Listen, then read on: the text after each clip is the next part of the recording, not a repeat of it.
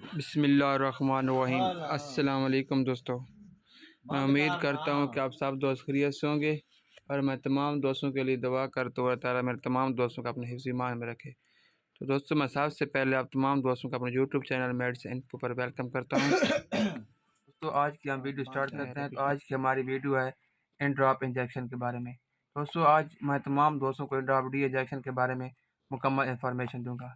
दोस्तों, सबसे पहले हम इसके जेनेरिक नेम की बात करते हैं कि इसके अंदर कौन सा विटामिन पाया जाता है। दोस्तों, इस इंजेक्शन के अंदर विटामिन D3 पाया, जैसे मैं आपको दिखा रहा हूँ वीडियो में, ये विटामिन D3 है। तो अब दोस्तों, हम इसकी प्राइस की बात करते हैं कि ये हमें कितने का मिलता है। दोस्तों, ये इसकी प्राइस है 219 रुपये, ये इसकी प्राइस है। दोस्तों, अब हम इसको देखते हैं कि इसको कौन सी कंपनी तैयार करती है। दोस्तों, न्यूट्रो फार्मा का एक बहुत ही अच्छा ब्रांड है और न्यूट्रो फार्मा की हर मेडिसिन का एक बहुत ही अच्छा रिज़ल्ट है। तो दोस्तों, अब हम इसके यूज़ की बात करते हैं कि हम इसको किस किस बीमारी के लिए इस्तेमाल कर सकते हैं। दोस्तों, विटामिन D3 जो फार्मूला है, ये एक हड्डियों की ताकत के लिए इस्तेमाल की जाने वाला एक बहुत ही अच्छा फार्मूला है।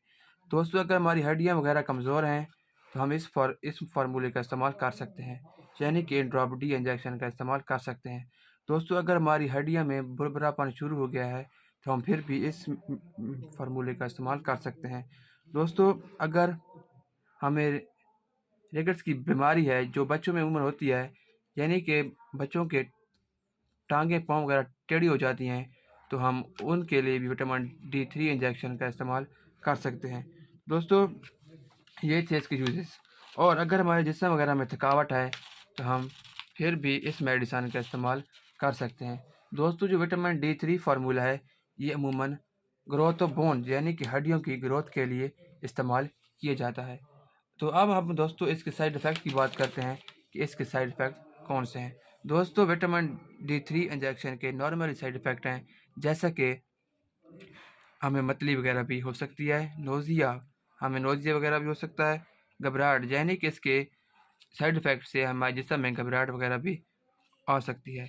और जो पेशेंट विटामिन D3 फार्मूले से एलर्जिक हों तो वो इसका इस्तेमाल हरगिज़ ना करें, और अगर उनको विटामिन D3 इंजेक्शन से एलर्जी होती है तो वो अपने डॉक्टर से ज़रूर मशवरा करें और इसका इस्तेमाल बंद कर दें। तो अब हम दोस्तों इसको इस्तेमाल करने का तरीका बताते हैं कि हम इसको कैसे इस्तेमाल कर सकते हैं।